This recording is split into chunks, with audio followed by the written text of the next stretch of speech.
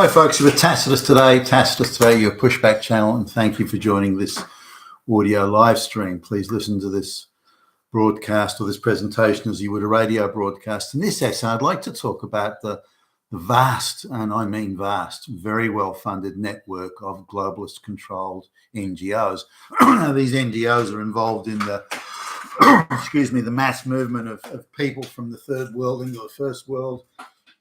They're involved in pushing, LGBTQ issues on the streets. They're involved in, supporting illegals already in the country. There is a vast network of shaping public opinion, spreading propaganda, and they're tightly coordinated with Western globalist-controlled governments, and also with the legal fraternity, and also with the mass media.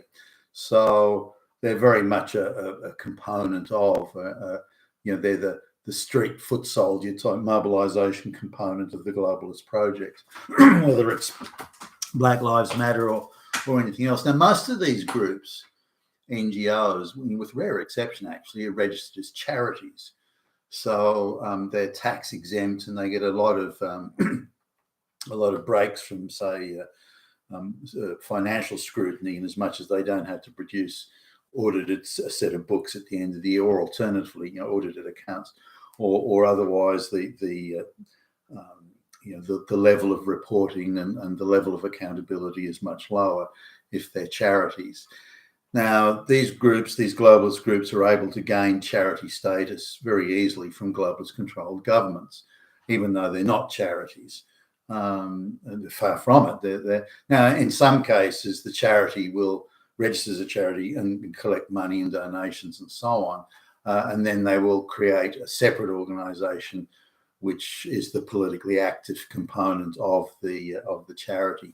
So, in effect, they're able to say, well, no, we're not politically active. We're just a charity collecting money, but they 100% fund a politically active group. So now, the reality is, of course, these are not charities, but the benefit is that any organisational group or company or business or individual that donates money to them can claim that as a tax deduction. And this is particularly the bit that irritates me, is not only are they politically active while claiming not to be, but people that give them money, folks that give them money, can claim a tax deduction. Now, if they were not able to register as a charity, but instead were able to, had to register as a politically activist group, then not only could they not accept tax deductible donations, but they would have a much more stringent level of financial reporting that could be then reviewed publicly, and so they would have much less money coming in the door, and they'd be much less able to engage in political activism. Similarly, if they're listed as a politically activist group, then they would also have greater scrutiny in terms of the activities that they engaged in, and such as, are they subverting the Constitution? Are they subverting various other activities and practices in the name of political activism? If they are, then they could be scrutinised or dragged into court for that. So these are important considerations, and I hope they're considerations, perhaps that the Trump team might like to include in their overall list of things to be done, because this certainly is a big issue. Now, I can't think of a single street march or protest that I've seen for years now that hasn't been paid for, coordinated by one of these globalist-controlled, activist, well-funded NGOs.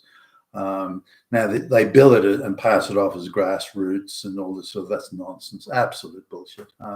Nothing grassroots about it at all.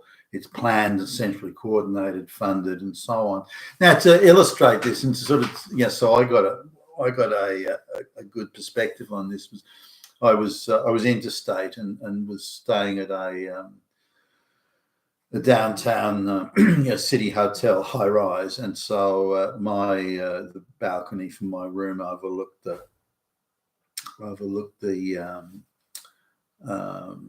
the main street where this sort of demonstration was taking place, but also got a bird's eye view of what was going on. being that high up on a 30th floor or something. So so as I was watching the demonstration sort of gather, I could see off in this they had a whole there was like a vacant lot or like a sports stadium which wasn't being used at the time, sports stadium parking lot, and all these buses are coming in from all over the place, and they're disgorging vast amounts of people, and you can see all there are a lot of buses there, and then there's a place where there's all these very nicely printed signs and placards and so on. There's another area where people with bullhorns are training folks in the chant, hey ho, hey ho ho, da da da da da's got to go, those sort of chants. That's going on somewhere else again. Coordinating. Who are these sort of agitators, these organisers? Where do they come from? And so looking at that, and then looking at also later on the protesters are being fed and water. So there's people driving around. Again, where do these cars come from? Who's paying for this? And they're delivering, drinks like bottles of water and sandwiches and snacks and so on. And these aren't snacks that mum cut the sandwiches out in the kitchen that morning. These are from a catering firm, so someone's paying for that. So I was looking at all this, and as I got down on the street, and was intrigued because it was a highly organised operation, and there was a professional army of organisers and agitators, people supplying the logistics, the water and the food. There was, latrines and toilet facilities were being hired and placed in strategic locations. Then there were the areas that were set up for, as in public areas, public parks. Now you need permits for all this, and somehow they're able to get the permits. But the media reported, hey, this is grassroots. This is just concerned citizens concerned about the oppression of, trans rights and this sort of stuff. When in fact there was nothing of the sort. This was a organised, funded political activist group here that were bringing people in. Now, I went down the street, and I've done other videos on this actually.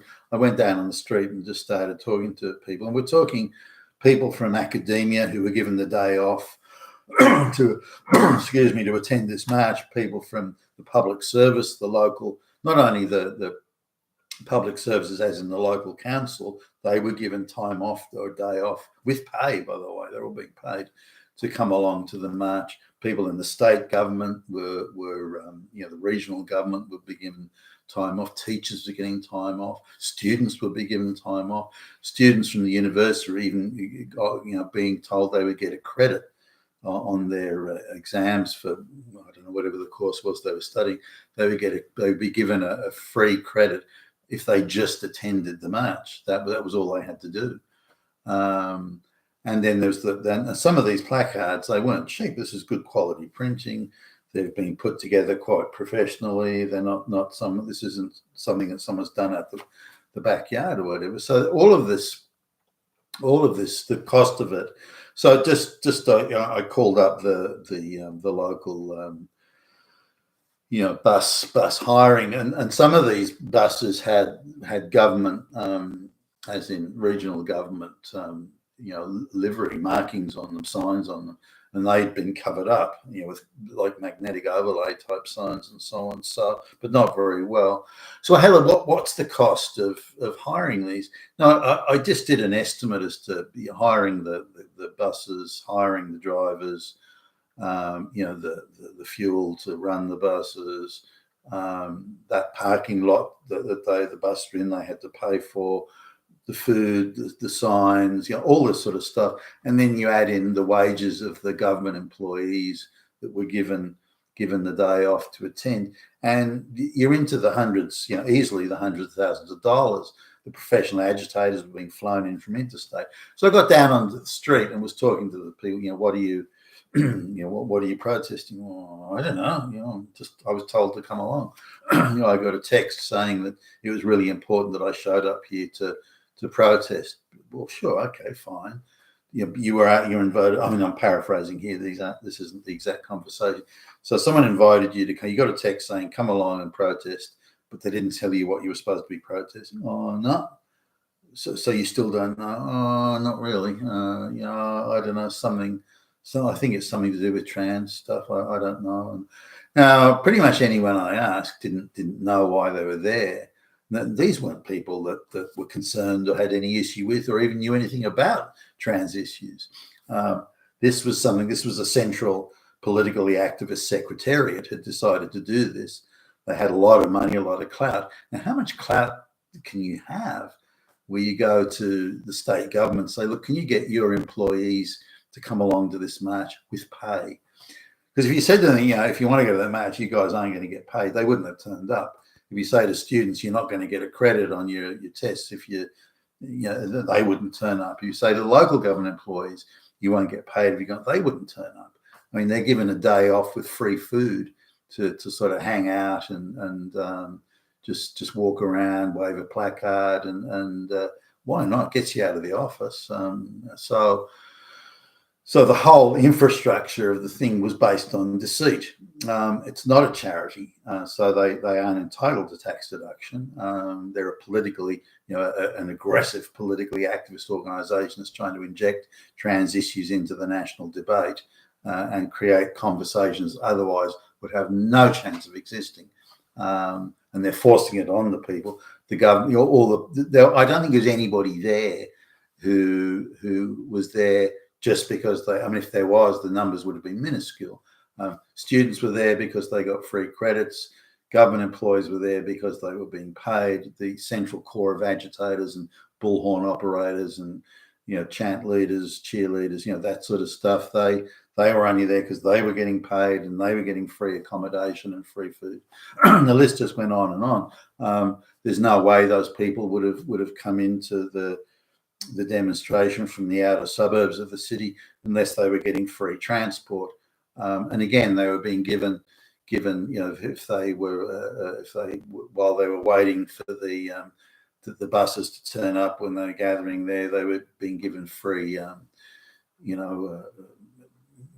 to take out food, egg and bacon burgers, and things like that. So you had the cost in. It was serious. A lot of money was thrown at this just in one city, and these were happening in other cities. So the expenditure just over those couple of days when it was a national sort of thing, the expenditure would have been handsomely over $1 million. So I want to mention this because it illustrates just how fake this whole street activism level is. Nobody would have turned up. You'd be lucky to have 50 people turn up. Now you look at the protests and demonstrations that are from people that are not being funded and not being organised by a well-funded central secretariat that isn't coordinating with media and governments and so on, then you're lucky if even 50 people turn up and 100 people turn up. For people who have to pay their own way there and meet their own costs and go without pay for a day, you don't get many people turn up for that. You'll get some, but not many. Now, when you look at the entire, these people that appear and say, refugees welcome, keep the Nazis out and sort of thing. I mean, do you think they're just grassroots people? But no, they're coordinated and organised, and they get media coverage, very positive media coverage, as indeed did this thing get.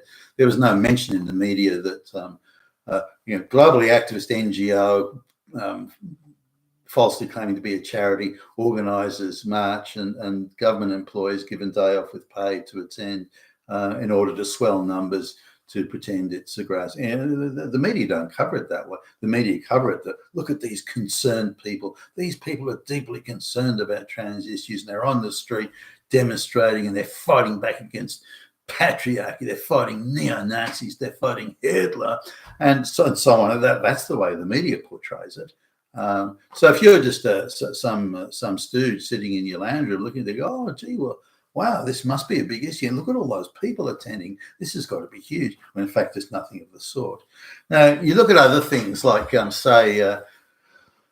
say in Poland, there was, they celebrate their National Independence Day, or people turn up for the last night of the proms in Britain, or things like that. Now that is grassroots. Those are private citizens in their own time with their own money and expressing their own concerns, or whatever. That is real. That is a genuine thing. But not this other stuff. So every protest that you see, every demonstration that you see, whether it's about Palestine, it doesn't matter what it is. Don't be fooled into thinking this grassroots. Nothing to do with grassroots at all. So if these NGOs, if their funding is cut off, and if various other measures, their accountability, you've got to register as a foreign agent. Trying to influence, a local, the national government of the United States or any other Western country. And if particularly if the source of funding must be stated. So when you apply for a permit to do a protest or something like that, you have to declare your source of funding, and then that has to be publicised in the and it puts a very different hue on the thing. A demonstration from so and was funded by the such and such NGO that is controlled by George Soros or something, that type of thing. Then that would put a different spin on things, it urgently needs to be done, because genuine protests on that scale, that organised and that slick, just don't happen. They're invented, they're concocted and centrally organised in conjunction with Western-controlled governments and globalist controlled governments and globalist-controlled media, and that needs to be fully exposed for what it is. And part of at least the beginning of that process can be, you guys aren't fucking charities. You're activists, politically activist groups, and we're going to withdraw your charity status. And I think that means the sooner that happens, the better. You've been Tacitus today. You're Pushback Channel. Thank you for listening.